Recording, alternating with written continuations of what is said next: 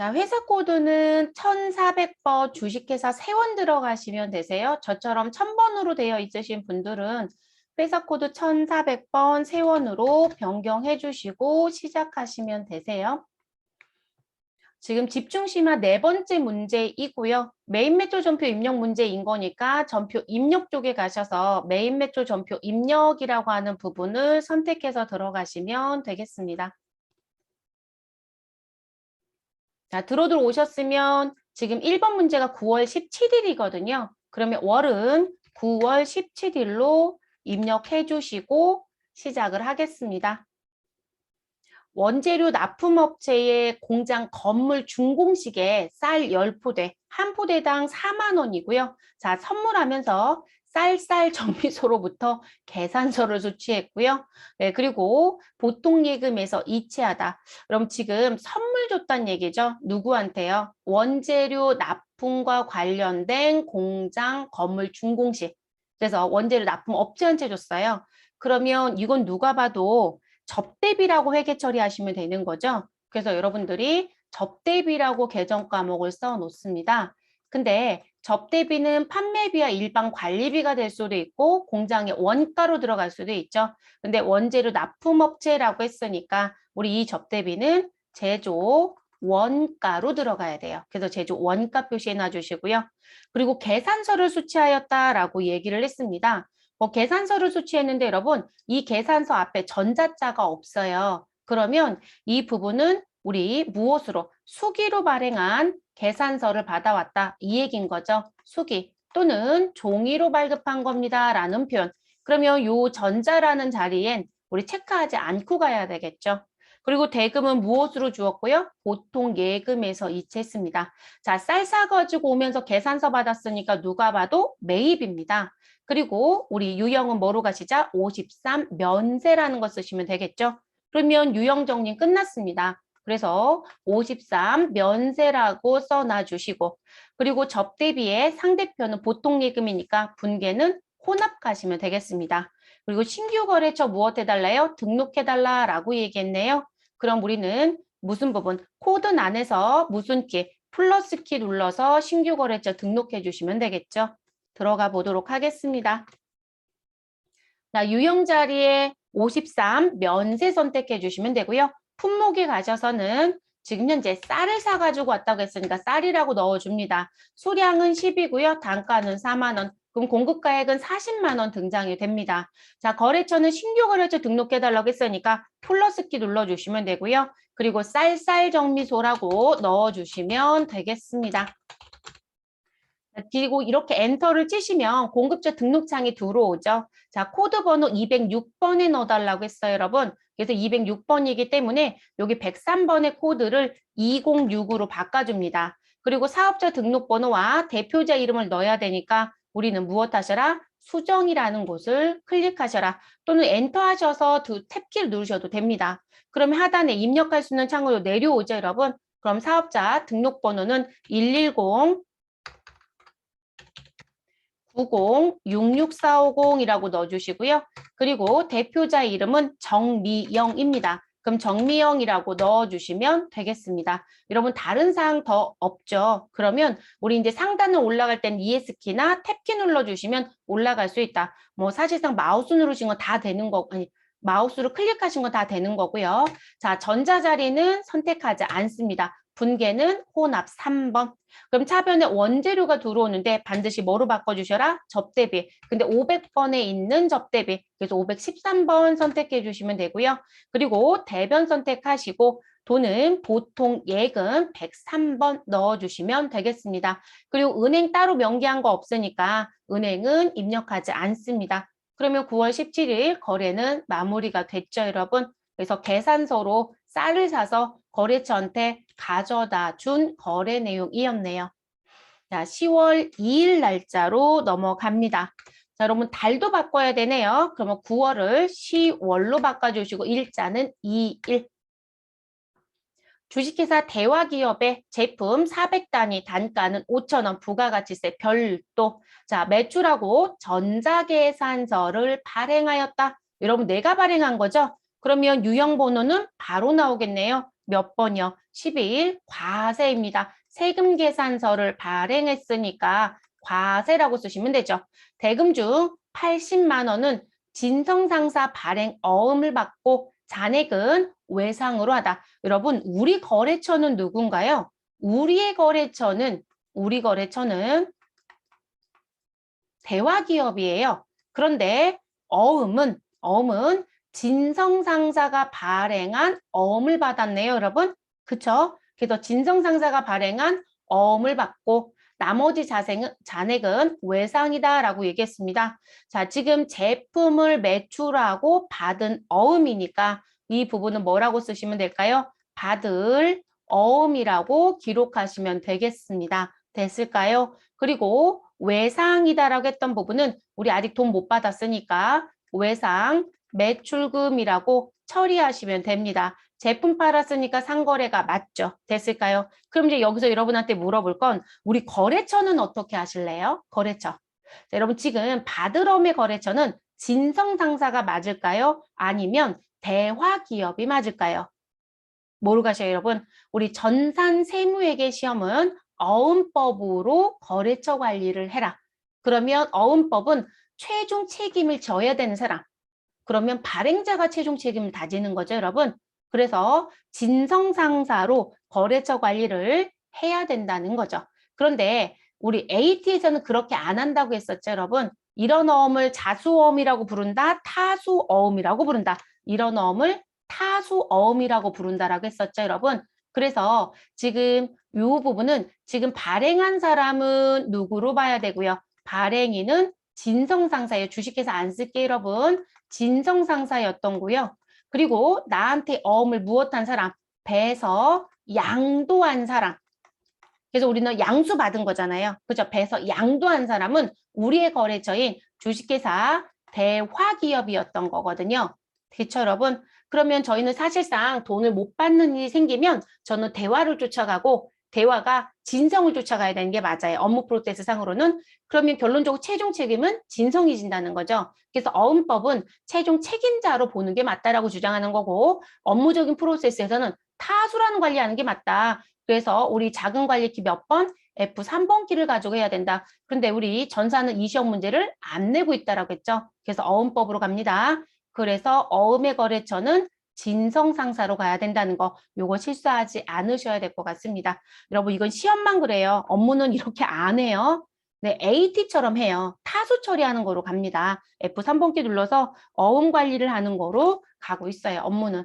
그래서 요거는 중간에 답안을 바꿔버린 상태라서 과거 답으로 가시면 안 돼요. 또는 AT처럼 가시면 안 된다는 거. 자, 유형에 갑니다. 10일 과세라고 넣어주시고요. 품목은 제품이라고 넣어주시면 되겠습니다. 수량은 400단위이고요. 하나당 단가는 5,000원. 그러면 200만 원에 20만 원이 나옵니다. 자, 거래처는 대화기업을 넣어주시면 되겠고요. 그리고 전자이다, 종이다, 전자이죠, 여러분. 선택합니다. 분계는 받으러 온 외상매출금 모두 다 써야 되니까 혼합을 쓸 수밖에 없죠. 혼합. 그럼 대변에 부가세 예수금 20만 원, 제품 매출 200만 원은 수정할 일은 없습니다. 그럼 방향키로 내려오시고 차변을 선택합니다. 받으러 온 110번 넣어주시면 되고요. 근데 거래처는 대화기업이 아니라 누구로 바꿔주셔라? 진성으로 바꿔주시라는 거죠. 그러면 우리 진성 입력하면 진성상사 검색되죠, 여러분? 그래서 진성상사 넣어주시면 되시고 그리고 차변의 금액은 얼마로 수정? 80만 원은 진성상사가 발행한 어음 받았다고 했죠? 그래서 80만 원으로 수정 입력. 자, 그리고 같은 변 차변 3번 눌러주시고요. 그리고 외상 매출금 108번, 140만 원 정리하시면 됩니다. 근데 여러분 140만 원의 거래처는 누구일까요? 대화기업 가시면 되죠. 대화. 그럼 거래처 자동으로 들어왔으니까 손대실 건 없습니다. 그래서 조심하실 건 어음법으로 거래처를 꼭 넣어주셔라. 그러니까 발행인으로 거래처를 가지고 다니셔라. 이 얘기입니다. 됐을까요? 그래서 이렇게 마무리.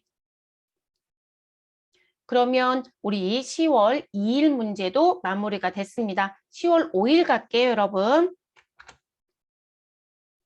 자, 10월 5일이니까 일자 변경해 주세요. 5일로 변경해 주시고 자, 유형 자리 가셔서 내용을 보겠습니다. 자, 미국의 타코라고 하는 회사의 제품을 우리 무엇했고요? 5만 불 직수출하면서 여러분 직수출이라는 표현이 나왔네요. 제품의 선적은 10월 5일에 이루어졌다.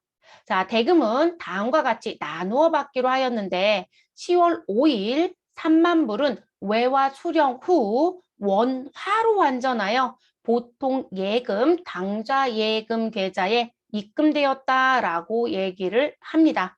자, 내용을 들어가서 봤더니 대금을 수령한 날짜가 10월 5일 날 일부 3만 불을 받았고 10월 31일 날 2만 불을 일부 받았다라고 되어 있습니다. 자, 결제 방법은 모두 다 외화통장으로 입금되었다라고 얘기하네요. 됐어요, 여러분? 근데 외화통장으로 입금했으면 외화통장에 그냥 두면 되는데 지금 며칠 날 10월 5일 날 3만 불은 받아서 원화로 환전해버렸다라고 얘기를 하고 있고요. 자, 기준 환율은 1달러당 1,060원이고요. 자, 이 비고란에 입금 후 환가했다라는 것도 지금 써드렸어요.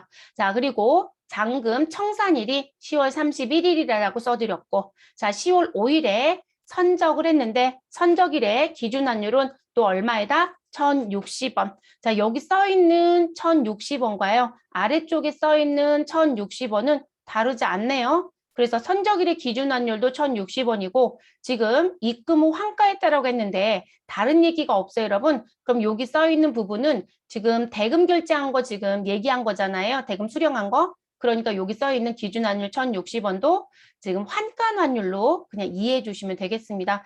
동일하면 사실상 큰 차이점은 없겠네요.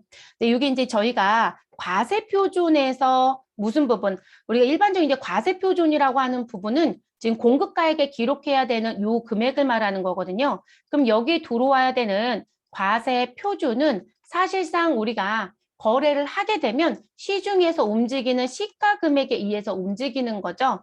그래서 정상적인 금액으로 거래가 이루어졌다면 고민할 게 없어요. 그냥 나 10,000원에 팔았어. 100만 원에 팔았어. 1,000만 원에 팔았어. 그대로 가시면 되겠죠. 근데 지금 무상으로 제공을 했거나 또는 저리로 팔았거나 이렇게 되면 반드시 본인이 공급한 재화나 용역으로 무엇을 파악하여? 시가를 파악하여 시가를 과세표준으로 보는 게 맞아요, 여러분. 간주 공급도 뭐로 가시라겠고요? 시가요. 근데 이제 여기서 문제가 되는 건 뭘까요? 여기다 입력하는 시가이든 또는 간주 시가이든 간에 과세표준으로 보는 공급가액은 원화라는 거죠.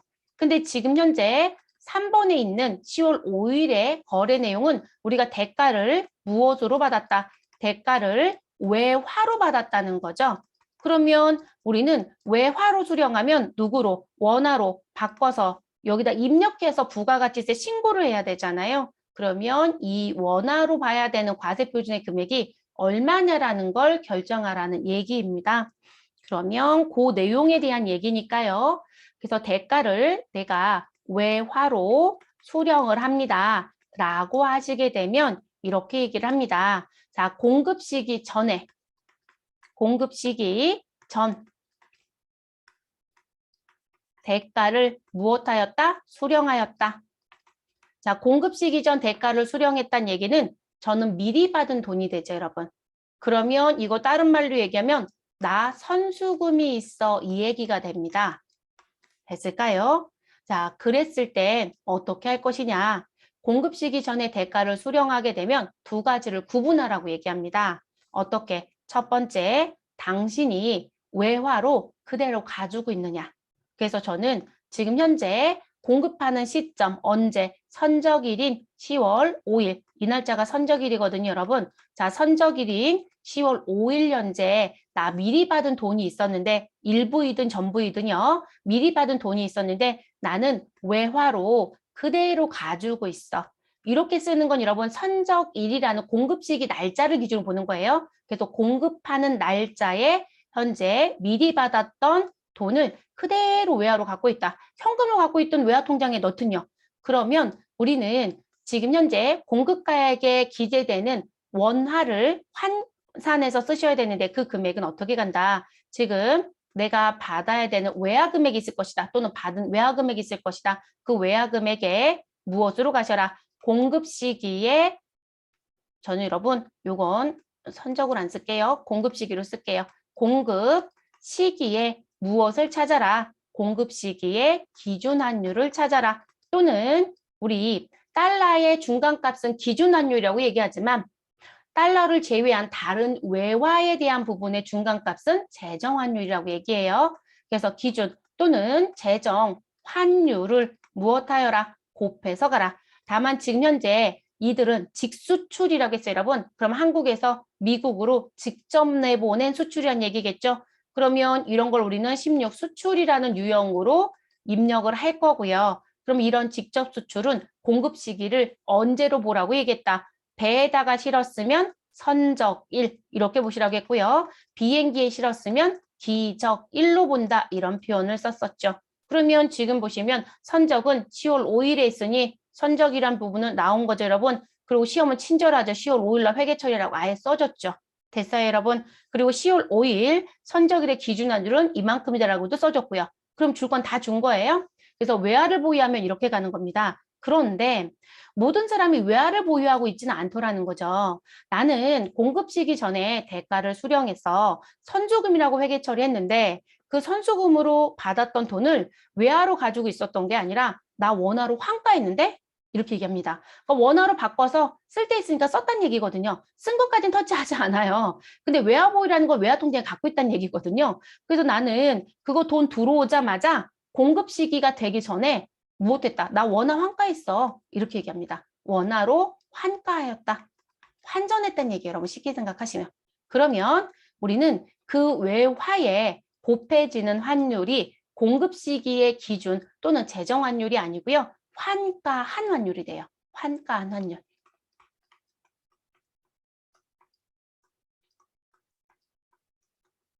이렇게 됩니다. 자, 그리고 그러면 이제 여러분 선수금 얘기는 해드렸어요. 근데 여러분 모두 다 우리가 돈을 받고 팔까요? 그렇진 않죠. 그죠? 외상으로 팔 수도 있잖아요.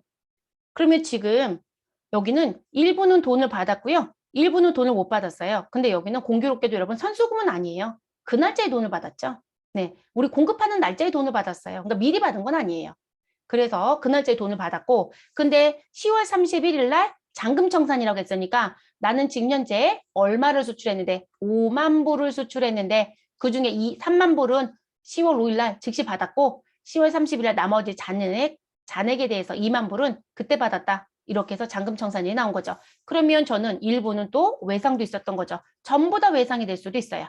그래서 지금 외상으로 팔았다. 이 외상으로 팔았다는 걸 이렇게 얘기합니다. 무엇으로? 우린 공급 시기 이후에 공급 시기 이후 무엇한다? 나 외화로 받아. 이렇게 얘기합니다. 외화로 수령한다. 그러니까 공급 시기 이후에 돈 받았으란 얘기예요. 그러니까 그냥 외상이라고 생각하시면 돼요. 그렇게 되면 우린 여기 입력해야 되는 공급가의 과세 표준은 어떻게 갈 거냐? 자, 당신이 받아야 되는 외화가 있을 것이다. 거기에 무슨 날짜? 공급 시기에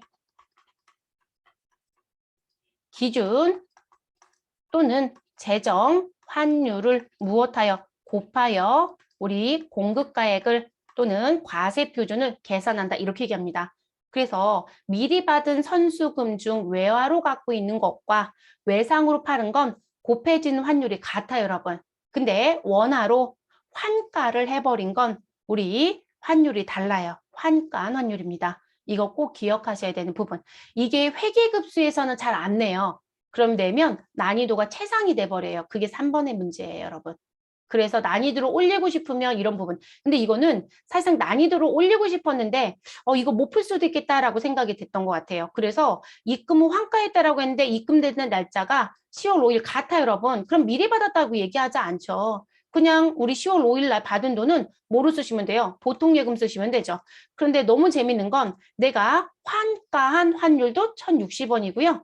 그리고 우리 선적한 날짜의 기준 환율도 얼마이다? 1,060원. 현실은 정말 불가능한 얘기입니다. 이런 일 거의 없어요, 여러분. 왜냐면 이게 외화 통장으로 들어와서 원화로 환가했다, 환전했다라고 하시면 실제 환율이요. 은행에서 협의하는 환율로 바뀌어 버려요. 그래서 지금 현재 우리 회사의 신용도나 외화 거래가 얼마나 있는지에 따라서 우대 환율도 적용받고요. 그래서 우리 외환계에 가보면 은행의 외환계에 가보시면 왜 빨간색 전광판이 있어요. 환율이 움직이는 거 보여주는 전광판. 거기 없는 환율로 실제 거래가 돼요. 그래서 영수증 보고 회계 처리를 하거든요. 그러니까 사실상 나올 수 없는 부분이거든요. 근데 여기는 동일하게 주고 싶었나 봐요. 논란거리 안 만들고 싶었던 거겠죠. 또는 난이도를 그냥 몰랐어도 6을 몰랐어도 그냥 무조건 얼마 5만 불 곱하기 얼마 하시면 1,060원 하면 답은 똑같거든요. 근데 그거로 맞춰서 하게끔 내고 싶었던 것 같아요. 근데 요건은 이 세 가지를 따져보셔야 되는 거예요. 그래서 미리 받은 돈이 있었다라면 외화로 보유하고 있는지 원화로 환가했는지 요 1번과 2번은 공급 시기라고 하는 날짜를 기준으로 따져보시는 거. 그래서 10월 5일 현재 내가 외화로 갖고 있었다? 그러면 공급시기의 기준 또는 재정환율로 간다. 근데 10월 5일 현재 원화로 벌써 환가가 된 상태이다? 그러면 환가 날짜에 환율로 갑니다. 그렇게 가시는 부분. 외상은 무조건 공급시기의 기준 또는 재정환율로 가시는 거고요. 계속 그렇게 가는 부분. 그러면 저희 계산을 해볼게요, 여러분. 자, 지금 저희가 수출한 금액은 얼마이다? 5만 불입니다. 5만 불이고요. 자, 그리고 그 5만 불에 지금 두 개로 나뉘어지는 거죠. 그래서 지금 얼마를 받았다? 3만 불은 받았다. 언제? 선적일 당일에. 그리고 여기에 지금 곱해진 환율은 얼마이다? 1,060원이다. 그러면 여러분들은 계산기 다 있을 거니까요. 계산기를 좀 열어주시면 되시고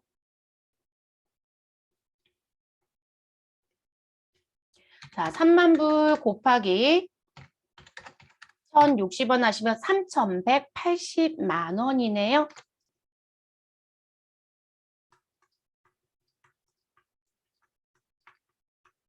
자, 3,180만 원. 그리고 이제 나머지 얼마요? 아직 못 받은 거. 그쵸? 2만 불.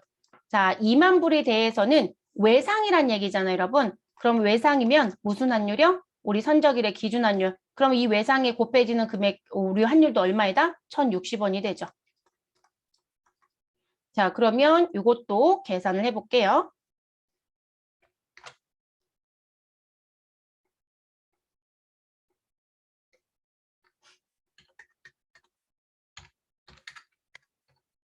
자, 2,120만 원이네요.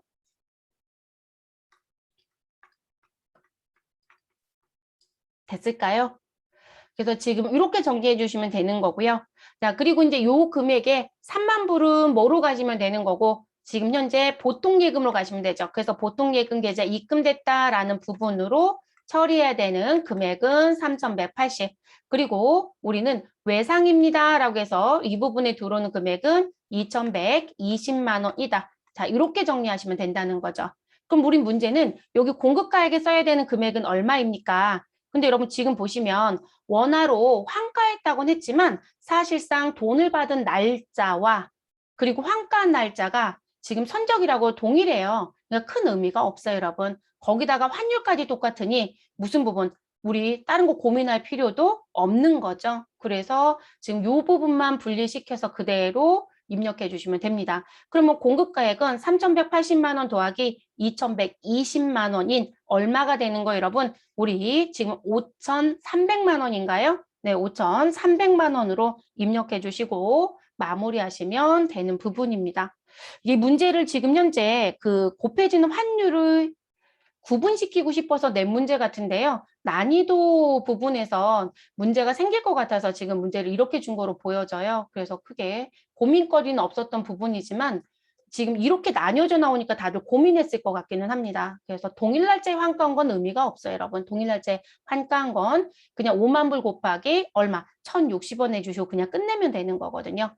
그럼 유형은 16 수출로 들어가시면 되겠고 품목은 제품이라고 했으니까 제품 넣어주시면 되시고요. 자, 그리고 공급가액은 아까 계산해서 넣으시라고 했었던 금액 얼마요? 5,300이죠, 여러분? 네, 5,300 넣어주시면 됩니다.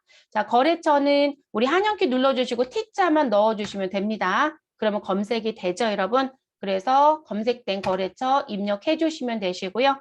자, 전자는 관계가 없을 거고요. 영세율 구분에 가셔서 코드 도움 F2번 눌러주시고 우리 해당되는 번호 선택 몇 번이에요? 1번 직접 수출. 그래서 직접 수출 선택해 주시면 되고 수출 신고 번호 준 거 없으니까 그대로 엔터. 분계는 뭐로 가시죠? 여러분 일부는 보통예금, 일부는 외상이니까 혼합을 쓰실 수밖에 없죠. 그래서 혼합을 선택을 합니다. 그러면 대변에 제품 매출은 더 수정할 거 없어요, 여러분. 내려오시고요. 차변에 가셔서 보통예금 103번 넣어주시고요. 5,300으로 기재된 금액을 3,180만 원으로 입력해 주시면 되겠습니다. 그리고 같은 변 차변에 우리 외화로 받을 예정인 금액. 근데 아직 못 받았으니까 며칠 날짜 기준이요? 10월 5일 날짜 기준. 그럼 외상 매출금 2,120만 원 넣어주시면 되겠습니다. 되실까요? 이렇게 정리. 그럼 더 하실 거 있을까요? 없어요, 여러분. 아까 요거 문제 여기 입력하기 전에 써드렸던 그 세 가지를 기억해 주셔야 되세요. 세무급수에 가면 그게 단골이 돼버려요. 네, 그냥 아예 계속 낼 거거든요. 그래서 반드시 정리할 것.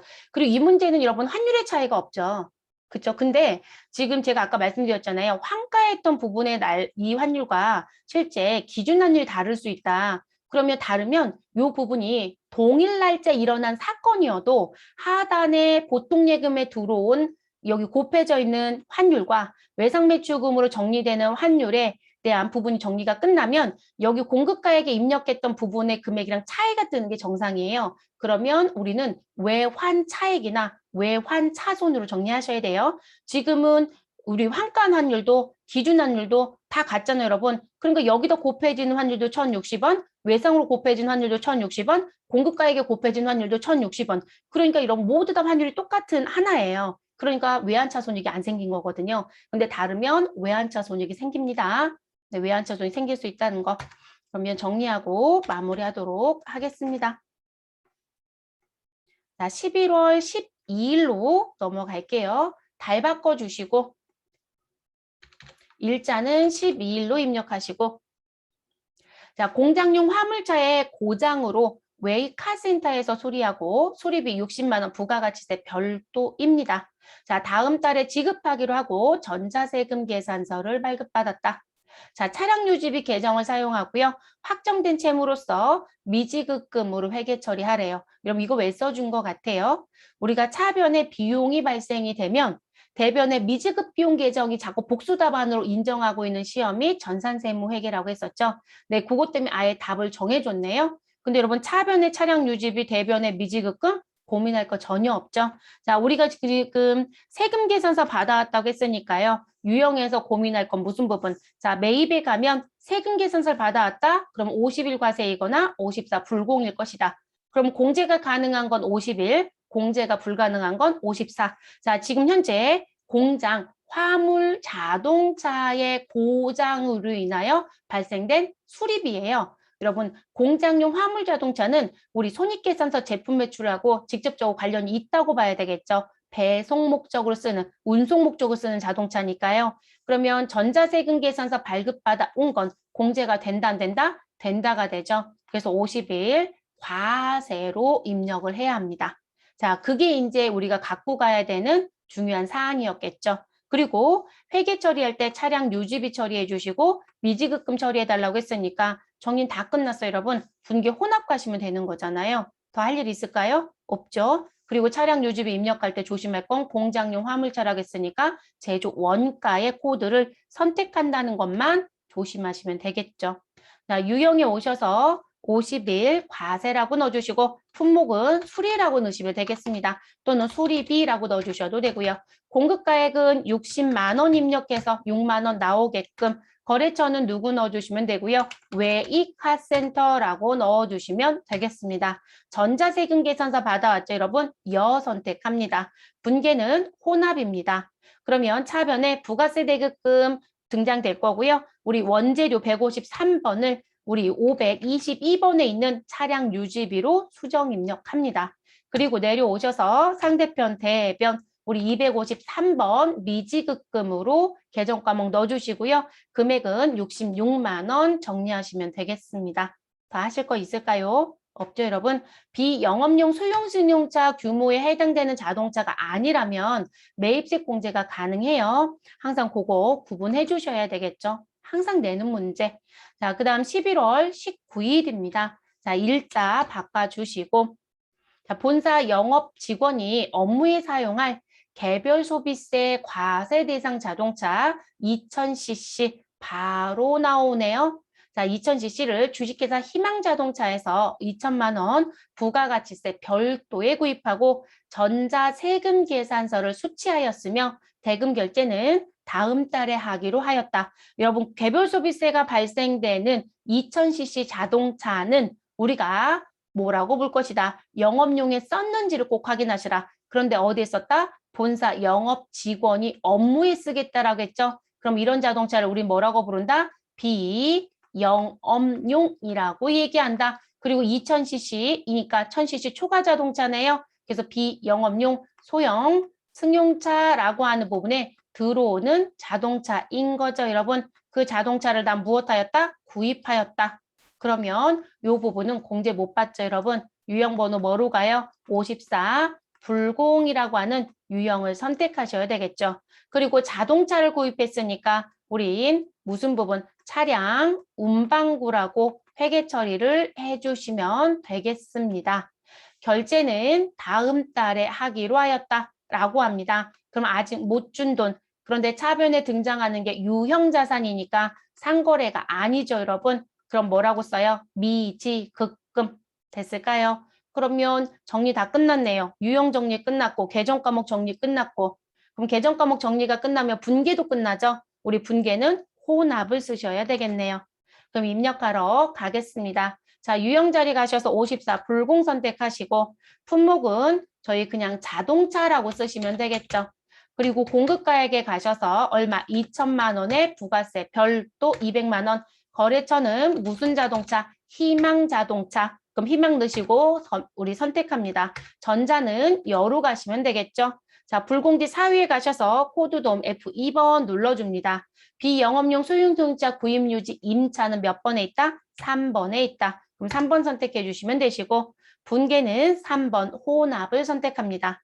차변에 원재료 계정이 들어오죠. 여러분 54 불공 넣었을 땐 절대로 부가세 대급금이 등장하지 않아요. 그쵸? 네, 등장 안 하는 거 확인했고요.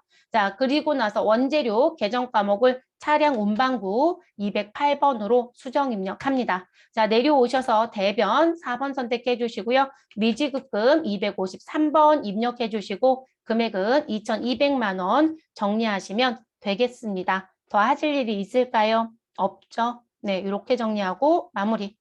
자, 그 다음 11월 20일로 넘어갑니다. 자, 상단에 올라가셔서 일자를 20일로 변경하시면 되겠죠.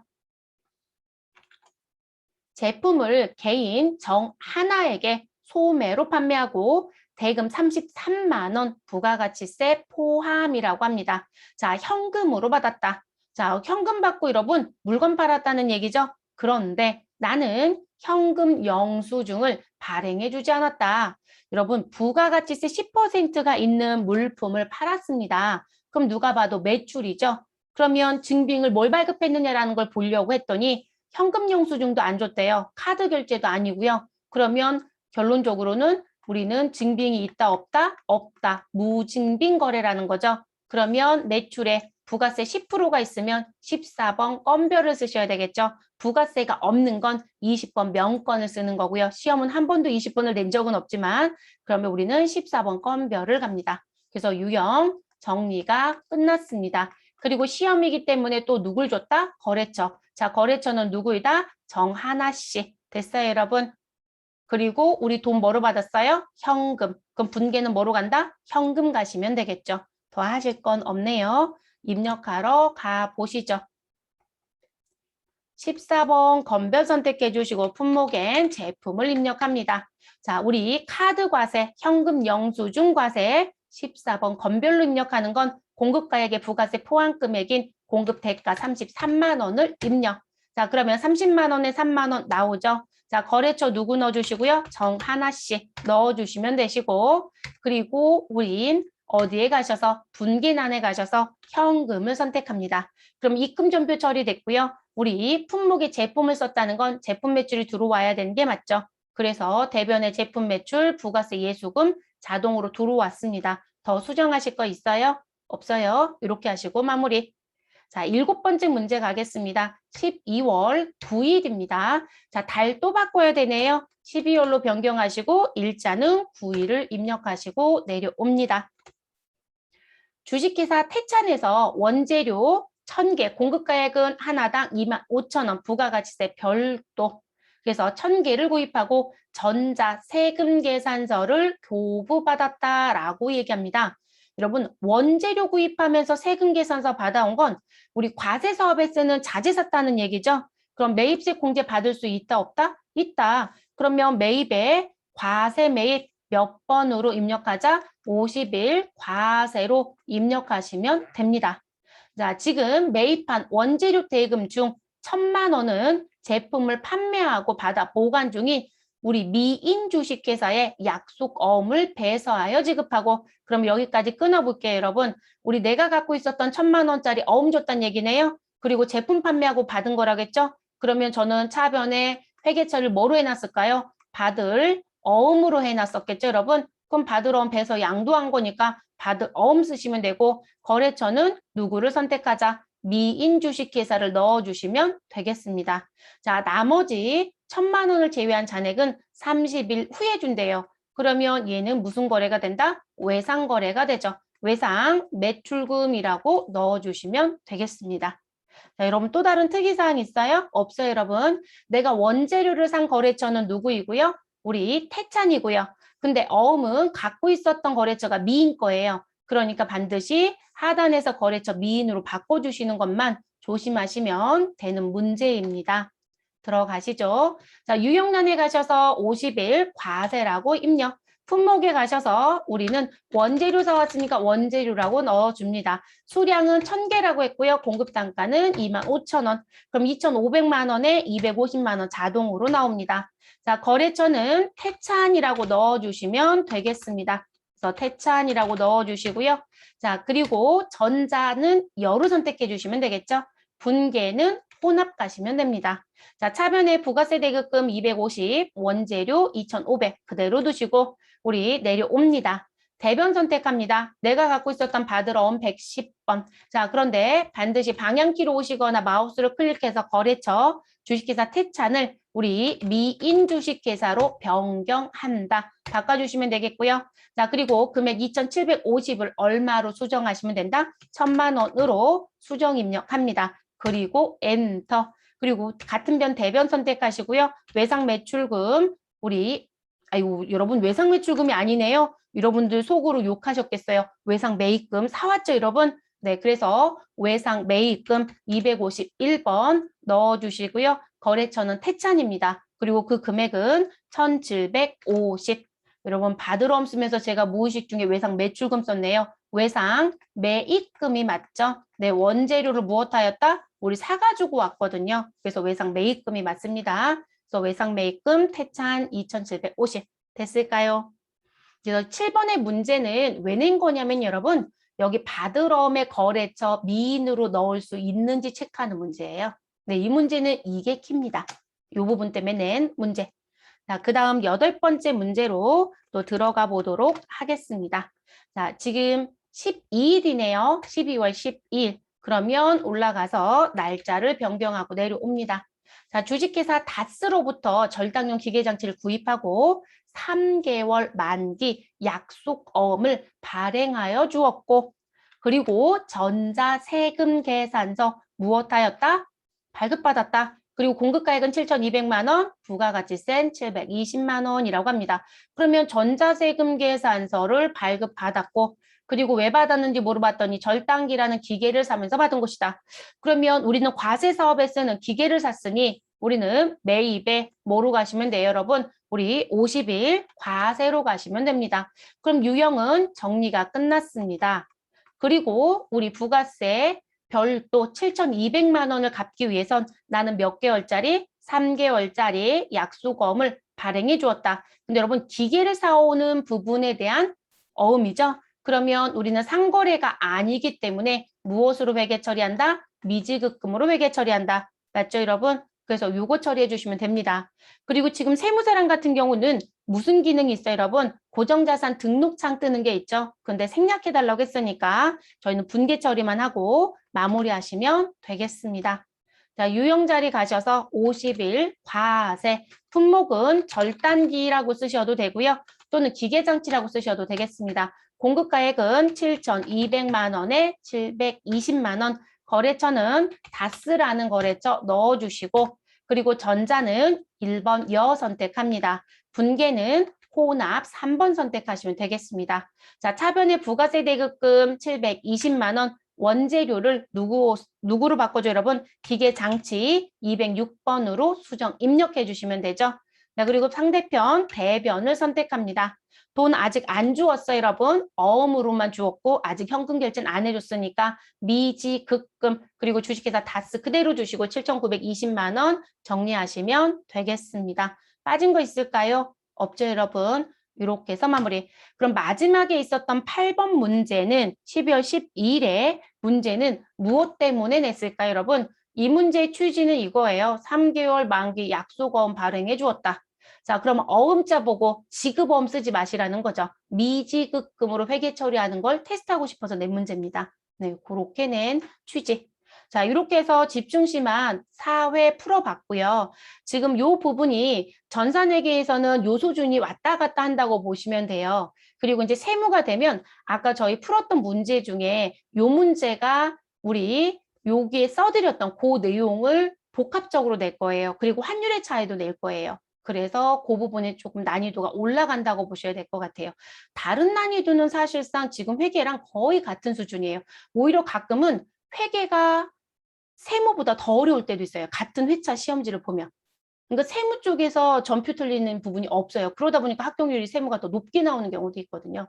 그래서 이제 이 부분만 조금 더 유의를 해주시면 될 것 같습니다.